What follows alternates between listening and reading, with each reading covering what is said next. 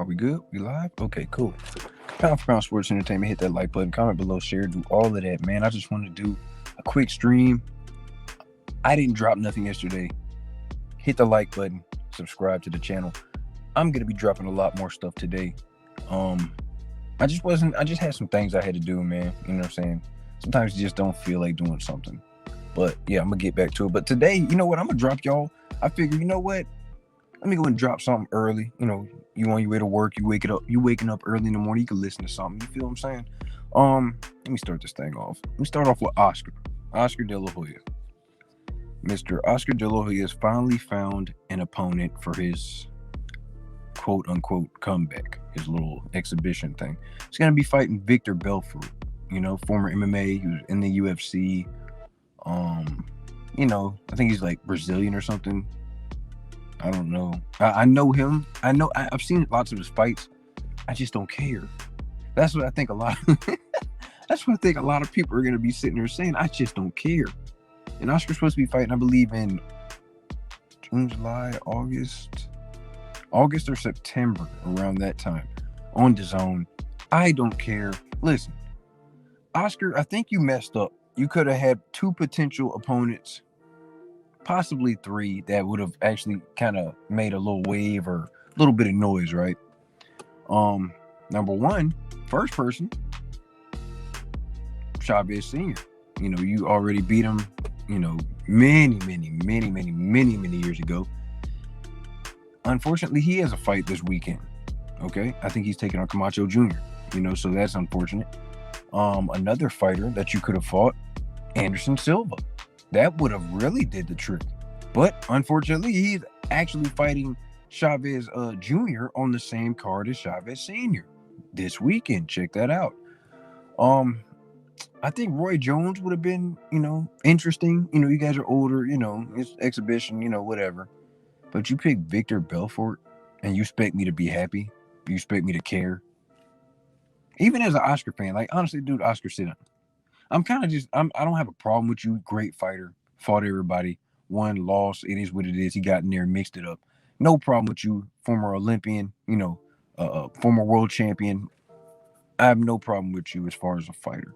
I'm just really kind of tired of seeing you. I'm tired of seeing they're just like little promo videos of you just trying to talk trash. It's just not authentic to me, man. I just don't care.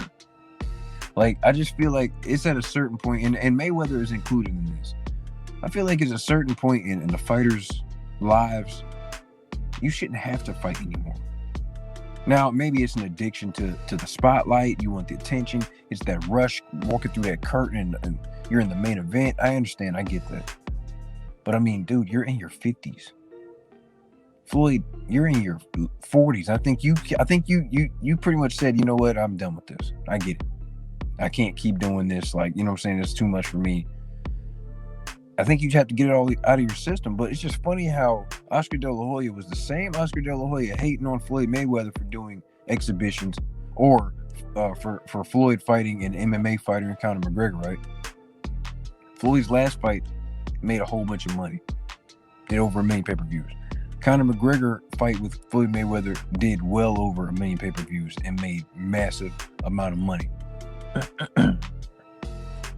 Oscar, if you're jealous of the money, you're jealous of the attention, just say that. We don't need you hating on what somebody else is doing. And matter of fact, not only are you turning around and doing the same thing, oh, wait a minute. I remember seeing this years ago. You fought Shaq in an exhibition on ABC. A lot of people forgot about that. I didn't forget about that. You fought Shaq on an exhibition at ABC. But then you turn around, that's just funny. That's funny to me. That's real funny. That is some hypocritical shit. Straight up.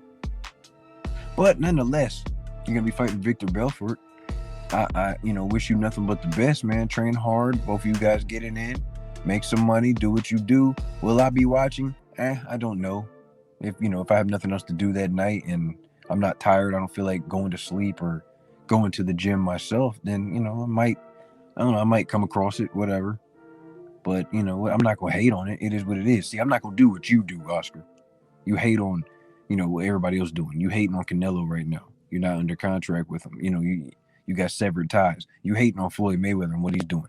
Then you turn around and make the announcement saying I'm fighting Victor Belfort. Man, sit down somewhere. That's number one on the list, ladies and gentlemen.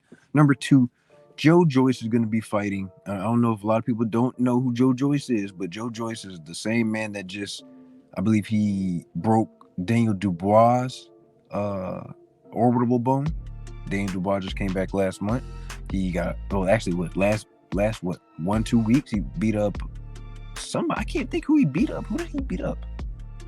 He beat some guy. I can't think of his name off the top of my head, but it was like a first round knockout, return to the ring. But anyway, Joe Joyce with the slowest jab I have ever seen in my life. He will take it out, show you, wave it to you, and be like, hey, I'm finna hit you with this, and then proceed to throw it to you and hit you in the head. That's exactly what happened to Daniel Dubois.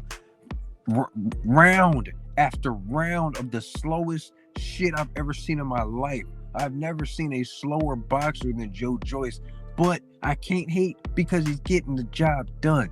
Joe Joyce was in the news for wanting to take on Alexander Usyk. Unfortunately, the plans with Tyson Fury, and AJ fell through. So AJ's gonna have his WBO, the WBO mandatory. So Joe Joyce is sitting there. He's like, you know what? I was gonna fight Usyk, but let me go and take a stay busy fight. I believe in July he's going to be fighting Carlos Takum. Takum has also shared the ring with Anthony Joshua. He was very competitive, but at this point, Carlos Takum is 40 years old. Now, Joe Joyce is not that far off. I think Joe Joyce is about 37, 30, 38. So his chances of a world title were really dwindling down, man. So, hopefully he can get in position and get a title shot of some sort coming up soon. But, I just wanted to give you guys that. That's like 2 UK fighters or something. Moving on, Errol Spence informs Al Heyman he will be asking to fight Terence Crawford and see what they're talking about on the other side after Manny Pacquiao, if he can get past the great Manny Pacquiao. Listen, man, I've seen pictures of Manny Pacquiao, seen footage of Manny Pacquiao training. Obviously, he's taking it serious. Not to say he didn't take it serious, but obviously he's coming to not play with Errol Spence. Errol Spence obviously is not coming to play with Manny Pacquiao, so it's going to be a nice little different clash of styles. Two southpaws. Manny Pacquiao with the speed. He's got a lot of funk in that left hand. That left hand is disgusting. Still, I think he's 43, 44 years old, coming off the longest layoff of his career against a split decision victory over Keith Thurman. I believe when did they fight? July of 2019? God, that is so crazy, man. 2020, just throw the whole year away. Everybody just had just a gap year, like just literally nothing happened. Like we just don't even remember that nothing really happened. But Errol Spence coming off of a shutout, easy victory. He made it look easy. Victory over Danny Garcia, I believe in January or December of this year. He looked good. First fight coming off the car accident, he looked phenomenal. Danny Garcia had no answers for him. He was beat to the punch in every way you can call it. Punches on the inside, jab. Errol looked phenomenal, but he wasn't working with Blu-ray, and that's what I think a lot of people are gonna be frightened by. He looked that good without Blu-ray. Blu-ray is his strength and conditioning coach.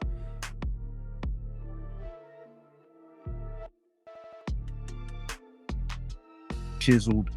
Just the longer the fight went on, the faster and better Errol Spence was. But he didn't use him for his last 2-3 fights.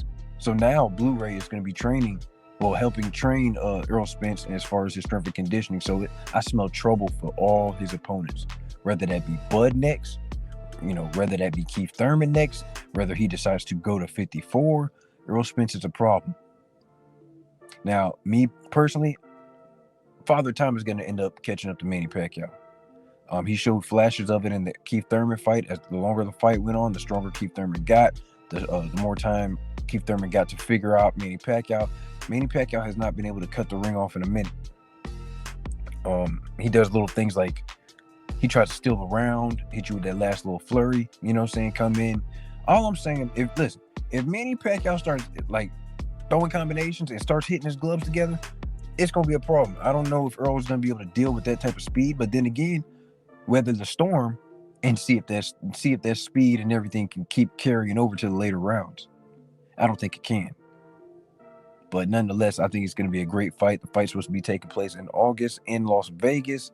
I believe at the MGM Grand. Not sure. They might put it at the Raiders Stadium. You might as well. I believe this is going to be Manny Pacquiao's last fight. But Errol Spence has informed Al Heyman that he's going to be trying to fight Bud next. So get ready, ladies and gentlemen. Hopefully that fight can happen. I would love for that fight to happen. We've been waiting for this fight. This is the fight that everybody's been wanting. Hardcores. Casually, I don't know. I believe Errol Spence did the right thing by taking the Manny Pacquiao fight first. You beat Manny Pacquiao in however way you want to beat him, to the body, knock him out, however you want to do it. You become a worldwide star. Okay? Errol Spence is a good fighter. Errol Spence is recognized here in America. But he becomes superstar level if you beat Manny Pacquiao. Let's be honest. Manny Pacquiao brings his country. He brings the casuals' eyes on the sport of boxing every time he fights. He is a living legend, and Errol Spence needs that name on his resume. He needs that attention. Okay, I'm not saying he doesn't. I'm not saying he needs it. Oh, he needs it. He needs it to go to the next level as far as superstardom. Okay, when EJ says, "Oh, I'm the big fish," yeah, you can really say I'm the big fish after that. I'm a unified champ. And matter of fact, the WBA has given the belt back to Manny Pacquiao. So now we're looking at a three belt unification for Errol Spence and Manny Pacquiao. So Errol Spence can now say, I beat the great Manny Pacquiao and a Hall of Fame fighter. Okay. I am a three different weight class champion. 3-belt champion. I can say that. And now I'm going to go try to get that last belt for Undisputed in beating or trying to challenge or beat Terence Bud Crawford in the fight that everybody has been wanting for at least a couple of years now. Okay, I'm excited. We'll see what happens.